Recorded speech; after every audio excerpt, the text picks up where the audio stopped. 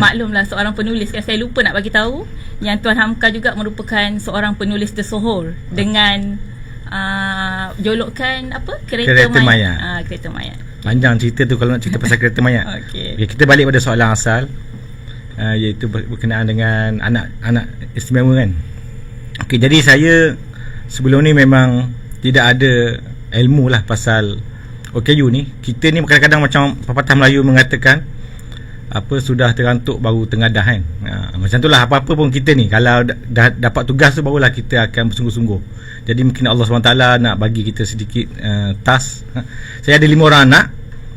Jadi anak yang OKU ni anak yang kelima. Betapa saya kurangnya ilmu waktu tu.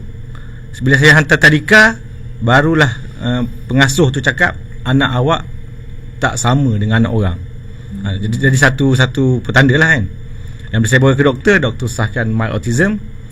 Jadi terus saya pada waktu tu cari ilmu lah berkenaan dengan mild autism, berdamai dengan takdir. Dan pada waktu tu lah saya banyak rujuk bahan rujukan. Kebanyakannya ditulis oleh wanita lah, kaum ibu. Dan bila saya baca luahan ibu-ibu, saya masuk dalam grup autism Malaysia. Bila saya baca luahan ibu-ibu ni, memang dahsyat lah dia orang cara perempuan kan. Saya pun tengok ada yang menangis meraung, ada yang menyalahkan takdir, ada yang tak mengaku, ada yang menafikan, macam-macam.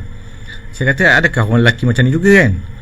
Jadi bila saya cari yang lelaki punya etika, susah jumpa, susah nak cari respon lah.